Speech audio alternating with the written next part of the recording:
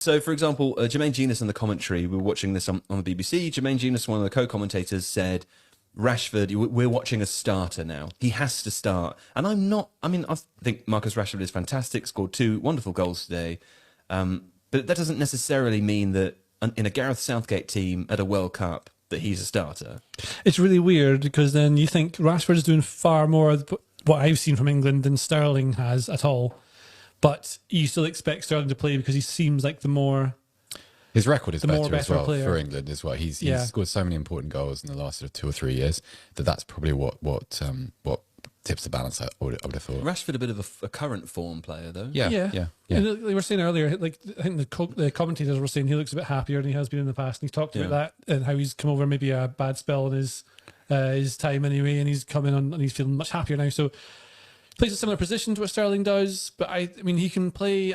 He's more of a threat just now. I don't think Sterling offers an awful lot. I know Sterling's a good footballer and works well in the team and gives you good mental attributes and bit of experience as well. Bit of experience, But then how much experience do you need if you can't score a goal or assist one or really threaten in behind? You're scared if you're playing at Sterling. You're scared of his pace in behind, and I don't see him going past people much. Whereas I think Rashford would be able to go past you because he seems quicker to me. Do you think you also fear probably Sterling's positioning in the box? He's got that late arrival thing. Like he's been Guardiola'd essentially since he got to. Then he's left Man City now, but over that period during his career. Well, Sterling's able to finish loads of chances at the back post, and he did that for Man City for a long time. But he also was more. I think he was more functional for Pep Guardiola. So he'd help get the team up the pitch and be a threat in behind, so he can play as a winger, but he plays on the left usually. He hardly ever played on the right. Sometimes he would, just to play as a traditional winger, but he doesn't really take people on as much as you think he could. He's good when he runs towards groups of players and tries to dribble past them. He doesn't really do that much anymore. I think he probably reads the game quite well and knows that's unlikely to benefit me or the team, so I won't do it. He's a super intelligent player. Yeah. That's one of his... I always think that's one of the things he doesn't get quite enough credit for. But then the younger players don't have quite that same read some of the time, and they try things, and that's how they go past them and they make things happen, which is both a strength and a negative when you're Gareth Southgate, because you want players who can do things for you when you're 0-0 or 1-0 down later on in the game, but you don't want someone who's going to do something out of the box when you're trying to just keep it calm and control and get a draw and then see where it goes. And like Foden, everyone's talked about how good Foden is. I think he's fantastic. I think I said on the podcast before that he could be playing for Spain or Brazil. He'd get a start. Yeah. To be fair, and for listeners' information, you've also been saying for about 2 years that Foden is brilliant. I mean, you love him in a not dissimilar way to how you love Pedri. Yeah. Foden's one of those players you watch him play and straight away you know that's something special. Like you'll see him for years and years and years and years. I'm starting to think the same about Bellingham actually, but Foden in a more explosive way, I think. Now, he makes things happen in very quick moments, but during passages of play, I think what he does best is decision making. Yeah. The thing that Guardiola doesn't like about him, well, he says he loves Foden, but what he seems to not absolutely love is that he hasn't quite learned what you call it, la pausa, where you know when to slow it down game and when to pick up the pace. So when you're, if you go, and it might be relevant to Southgate as well, actually. So with Foden will do, where Sterling might trying it in behind, won't, gets the ball, comes backwards, passes back into the pitch. Foden will maybe keep trying to go when what he wants to do is slow it down so you get your team into their rest fence shape. Yeah.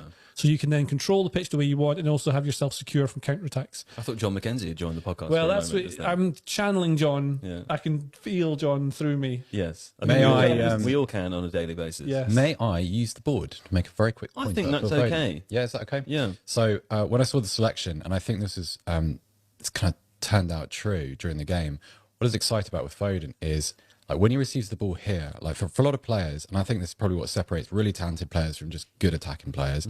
So when he receives the ball here, he's got Where's here? Oh, I'm sorry. So here is probably about 25 yards out, just to the left of the penalty box, and I've got him stationed between Chris Mepham and Aaron Ramsey, and just to the right of kind of between the lines in the half space outside of the box. So he looks like he's well covered. He's got 3 defenders there.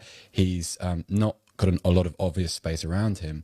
He's very good at receiving the ball, sometimes even with his back to goal. He's got that little roulette touch, which puts him in space, which changes the kind of the dynamic of the defense.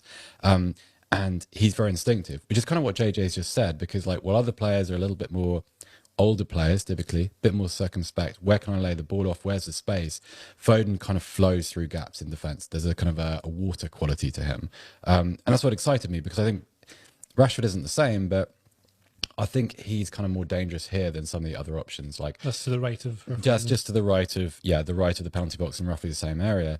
And I think, I mean, I don't know whether he's spoken. We haven't actually heard Gareth Southgate speak after the game. Yeah. I think if you looked at the Welsh midfield performance against Iran and saw kind of the difficulties they had, particularly with Azmoun, particularly with any attack which kind of grew into that sort of area outside the penalty box, you kind of position those players who are a little bit more comfortable going out to in, and you have a little bit of an advantage there. I don't know. I think Saka does that too.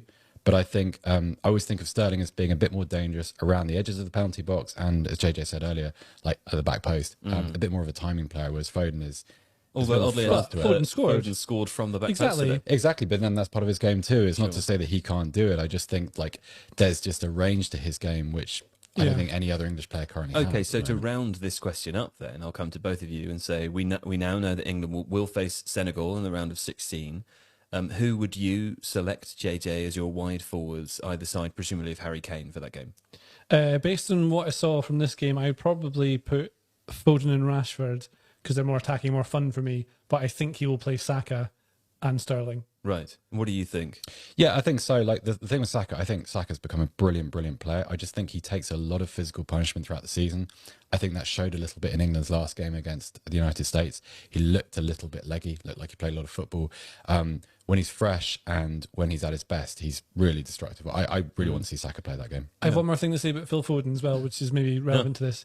Sometimes when he plays for England, I think it looks like he plays, and not to say that other players aren't all brilliant, but he plays at a different level, like a higher level. Maybe He's on a different plane. Like a slightly different frequency to what everyone else is on. Yeah. So you'll see Harry Maguire's trying to hit him with big, long punts out to the wing, and it's going straight for a goal kick. But Foden's in the right place. He's fast. He's much faster than you think. He can get in behind teams, and he can play as a wide left as well. So you could play Saka on the right and Foden on the left. That would work for me. But Rashford seems to be ahead. But this is what happens is that England can't quite get the use out of him, because what Seb was saying when Foden in tight spaces around the box, he takes things in the half turn. If you're playing against a big block and they're trying to block you, what Foden can do that other players in that team can't is that if he receives a ball from, I don't know, say the left back passes it into Foden, he can take it in the half turn, but then he'll just slip it through where other people don't see. So someone like Kane can make an out or an into out run and get in behind, and it creates a chance, which if you have someone like, I don't know, Sterling will probably try and dart in behind and get the ball over the top, and he won't get it, or he'll try and receive it back to goal and then pass it backwards out wide, and then they have to start again from the wide areas. Yeah. So I think Foden gives you a little bit of it's just something else that maybe works, but I don't think you can see the most out of him, particularly the way this England team plays. He wants to play at a slightly higher tempo with fewer touches. Well, it makes me think of that Bane meme. You know, you were talking about Foden there being a Manchester City player. Not only is he a Manchester City player, but he came through under Pep Guardiola. He evolved into the team. He was born in this as a youth player. Oh, you think the darkness is your friend? Exactly. Yeah. Everyone else merely adopted the darkness, but Phil Foden was born in it, molded by it. You know what I'm saying? Yeah. Well, that's Phil Foden anyway. If you like today's video, please subscribe to the channel. And if you like Tifo, we think that you'll also like The Athletic. If you want the best news, features and interviews about the World Cup, the Premier League and European football, as well as loads of other sports, The Athletic is the place for you. And as part of our special deal, you can get it for £1 per month for 6 months. See the link in the description.